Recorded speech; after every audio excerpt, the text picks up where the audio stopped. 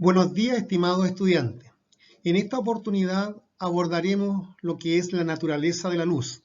El objetivo es describir las teorías sobre la naturaleza de la luz y las propiedades de estas y aplicarla en situaciones cotidianas.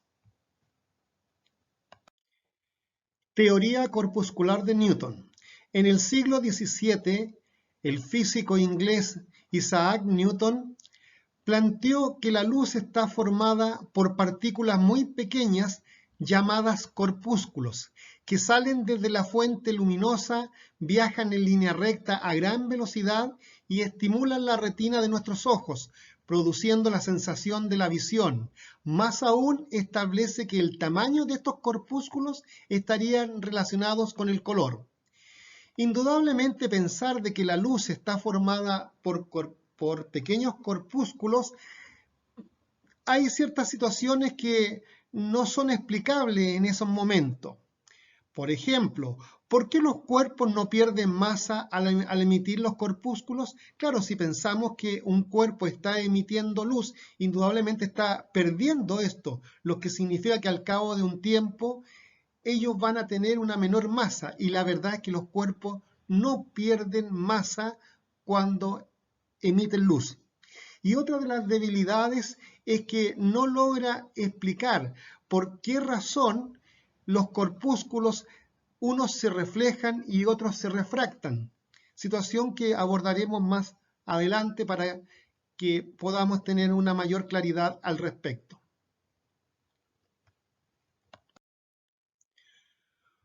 Otra persona en los mismos periodos de Newton fue el holandés Huygens, quien planteó una teoría ondulatoria de la luz.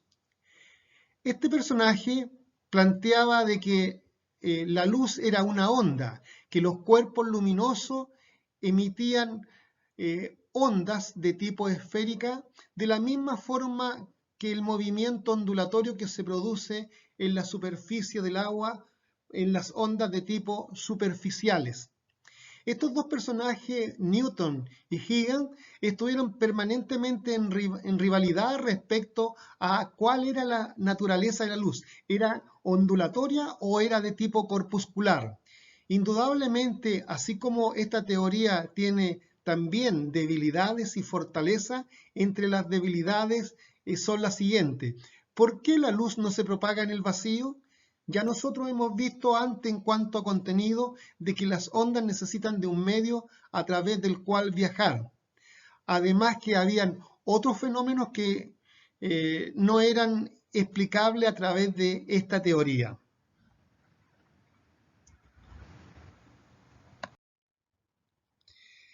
Posteriormente surge una teoría electromagnética planteada por Maxwell. Maxwell plantea de que la luz es una superposición de un campo eléctrico y un campo magnético perpendiculares entre sí. Aquí hay como un esquema, como él trata de esquematizar cómo es el comportamiento de la luz. Son dos campos que se dan en forma simultánea, son perpendiculares entre sí, un campo magnético y un campo eléctrico.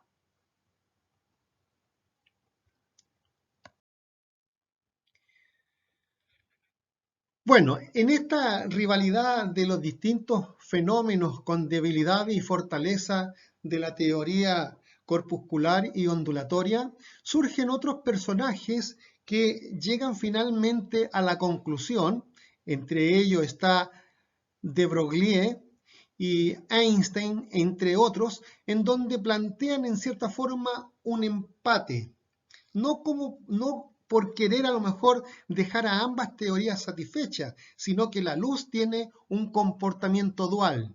Según estas personas plantean de que la luz es a su vez onda y es corpúsculo.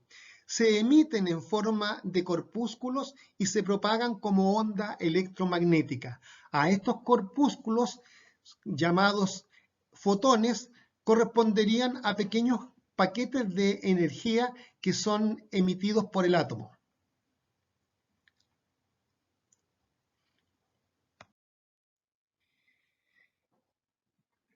Propagación rectilínea de la luz. Una de las propiedades importantes de la luz es que se propague rectilíneamente. Si analizáramos qué importancia tiene la propagación rectilínea de la luz, o bien, ¿qué es lo que ocurriría si la luz no se propagara rectilíneamente? Bueno, aquí voy a mostrar una situación, tomé una foto que encontré acá, para hacer mención a una pequeña dificultad que muchos a lo mejor tenemos en nuestros ojos y que no nos permiten ver bien. La luz propagándose rectilíneamente con una pequeña imperfección, digamos, en nuestros ojos, no nos permiten ver bien. Entonces esto es más que suficiente como para pensar qué ocurrirá si la luz no se propagara rectilíneamente. La verdad es que no podríamos ver. Y habrían una serie de otros fenómenos que tal vez a lo mejor ocurrirían, tal vez a lo mejor la fotosíntesis tampoco podría realizarse en la forma como lo hacen. Por lo tanto, a lo mejor ni siquiera existiría vida. Además, que las plantas no podrían realizar la fotosíntesis. Por lo tanto, la luz es de enorme importancia que ésta se propague rectilíneamente. Y aquí evidenciamos en cierta forma la propagación rectilínea de la luz. ¿Qué ocurre con el caso de los eclipses? ¿Por qué consideramos los eclipses una simple sombra de un cuerpo que está próximo? Mientras más lejos esté el cuerpo y tenga que la luz recorrer una enorme distancia, mayor claridad nos da si es que ésta se propaga rectilíneamente o no. Aquí en la primera situación es una situación ideal si la fuente luminosa fuera puntual, si el sol fuera a lo mejor muy pequeño y pudiera emitir la luz que nos llega hasta nosotros. Al producirse un eclipse generaría una sombra nítida. Ahora, ¿qué es lo que ocurre en la realidad? El sol es indudablemente mucho más grande y por la distancia aquí con este esquema es más que suficiente para aclarar. La luz en una parte va a generar una zona oscura llamada umbra y en esta zona, fíjese que por acá logra pasar luz proveniente de esta parte superior, por lo tanto acá en el entorno habría lo que se llama una penumbra o una semi-oscuridad.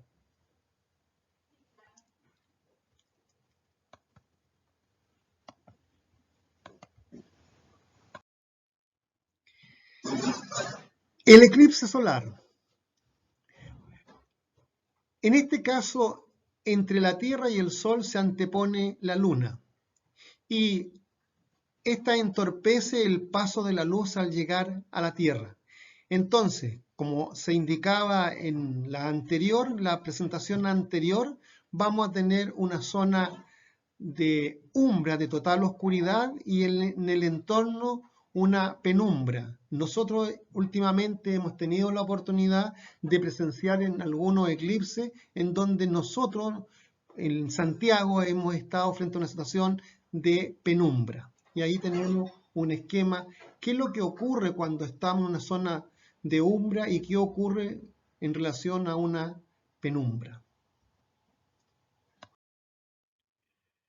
Fases de la Luna. Por efecto de la órbita de la Luna en torno a la Tierra y la propagación rectilínea de la luz, podemos observar algunas fases de la Luna que corresponden a el nivel de la luminosidad que ella tiene. Este fenómeno es de gran importancia para muchas personas, por ejemplo, para los pescadores es sumamente importante puesto que según la luna pueden ellos llegar a determinar cuándo se producen altas y bajas mareas y esas son indudablemente beneficiosas para ellos por sobre todo los tiempos de luna llena. De igual forma para el mariscador, cuando en ciertas fases se producen las mareas bajas, lo que le permite ir a recolectar algas y otros elementos, ¿cierto?, en torno al roquerío. ¿Estuvo bien? Método para medir la velocidad de la luz. El astrónomo Roemer, holandés, él por primera vez mide la velocidad de la luz. No era el propósito de él medir la velocidad de la luz, él estaba estudiando los eclipses de las lunas que orbitan al planeta Júpiter. Y él determinó los tiempos en los cuales estos eclipses tendrían que ocurrir. Pero se dio cuenta que en ciertas situaciones los eclipses se adelantaban o bien se atrasaban. Y él trató de dar una explicación. Acá en este esquema trato de mostrar esta situación. La Tierra gira mucho más rápidamente que Júpiter, por lo tanto se genera una situación tal que la Tierra va a girar, va a seguir un camino considerable, en cambio Júpiter va a haber avanzado muy poco, lo que significa entonces que en estos dos tiempos se produce una diferencia de distanciamiento entre estos dos planetas.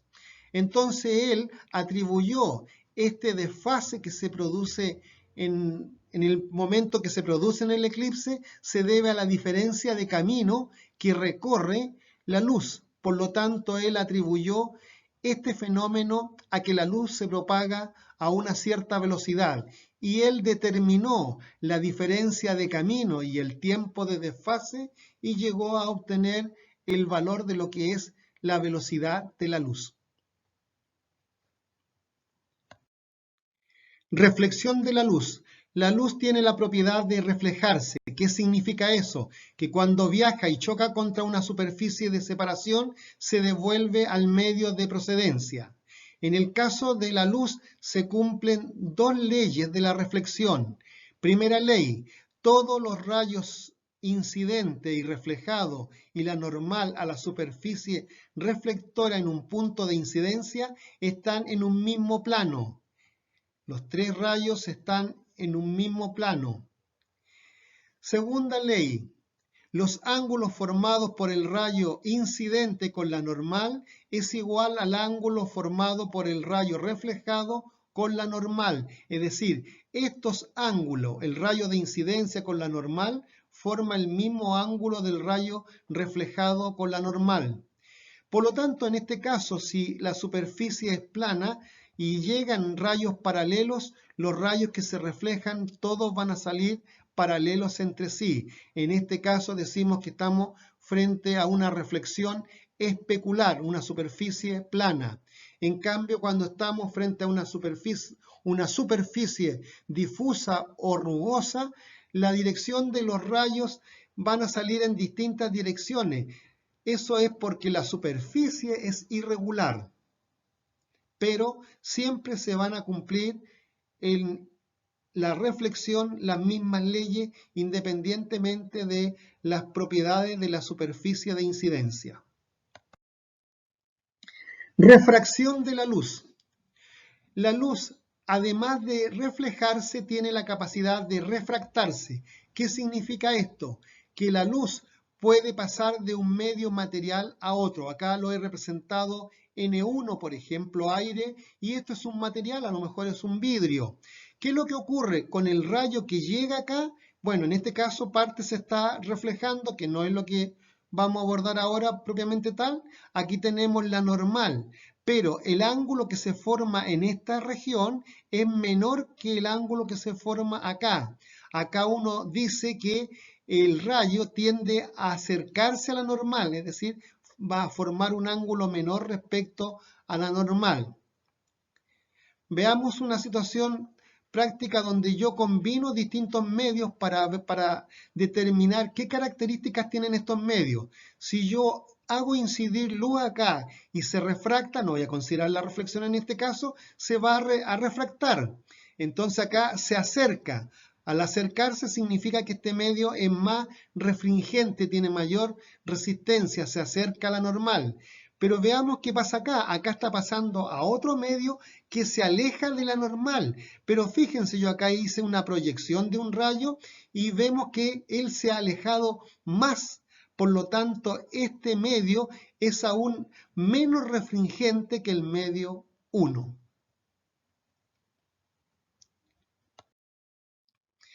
Bueno, aquí tenemos un efecto de la refracción. Cuando la luz pasa a través de un prisma, una luz blanca, la luz blanca está constituida por un conjunto de luces que forman el espectro de luz y al pasar de un medio a otro, como se emiten con frecuencias distintas, experimentan distintos grados de refracción, es decir, unos colores se acercan más a la normal y otros se alejan más de la normal, y eso se traduce que la luz blanca se descompone. Y finalmente esto es lo que tenemos después de una doble refracción, donde vuelve a un medio material como el que había antes, pero por la dirección que vienen estos rayos y por el plano que tiene esta cara, entonces se produce este tipo de efecto que es equivalente a un arco iris.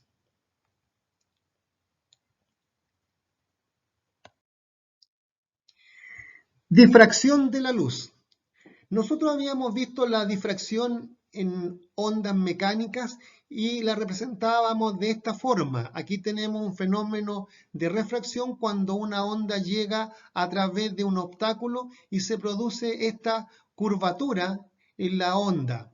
Pero esta curvatura donde hay zonas claras y oscuras se deben exclusivamente por la separación que hay entre estas ondas. En cambio, en la difracción, ¿qué es lo que ocurre? Acá no tenemos una onda discontinua que están llegando, es toda una onda continua y al pasar a través de una endija muy fina se produce una descomposición y se producen entonces zonas más luminosas y zonas menos luminosas. Por lo tanto, vamos a estar en separación de zonas luminosas de otras oscuras. En este caso yo he tratado de bosquejar una situación. Aquí tenemos una difracción que se ha generado producto de un puntero láser y aquí lo estoy tratando de representar la situación. Pasa por un agujero bastante fino, acá debería ser más pequeño todavía, pero para que ustedes lo vieran, yo lo hice un poquito más grande y la luz, lo que va ocurriendo es esto. Entonces los distintos montes que se producen acá vienen a corresponder a estos montes que vemos en estas imágenes. Este entonces es el fenómeno de la refracción. Bien, estimados estudiantes, después de esta maratónica presentación en relación a ciertas propiedades de la luz y las teorías respecto a su comportamiento, hay una evaluación y aquí le estoy entregando la información respecto a ella. Hay un correo donde usted puede hacer consulta y el momento en el cual usted debe entregar el trabajo según se da en estas indicaciones. Importante para poder responder, considerar los niveles de desempeño para saber, estimar, ¿cierto?, cuánto es el nivel de logro que usted alcanza en relación a esta evaluación. Y estas son las preguntas que usted debe de responder. Aquí voy a darle un poquito de tiempo a esto. Aquí tenemos, por ejemplo, tres espejos en donde estamos haciendo llegar luz desde un punto al otro punto. Entonces, ¿qué es lo que debe hacer usted? Trazar con una regla una línea y según las indicaciones de las leyes de la reflexión, indicar para dónde sale ese rayo. ¿Sale para allá? ¿Sale para allá? ¿Hacia dónde? Entonces, lo que usted debe de demostrar cuánto entendió respecto a las propiedades de la reflexión. Entonces, usted tendrá que hacer la representación correspondiente. ¿Listo? Eso. Y acá es algo similar a lo que estuve viendo finalmente sobre la refracción y aquí tenemos una situación relacionada a la difracción. Bien, queridos estudiantes, que tengan un buen día y que puedan hacer las consultas que usted estime conveniente a las indicaciones dadas. Hasta pronto, queridos estudiantes.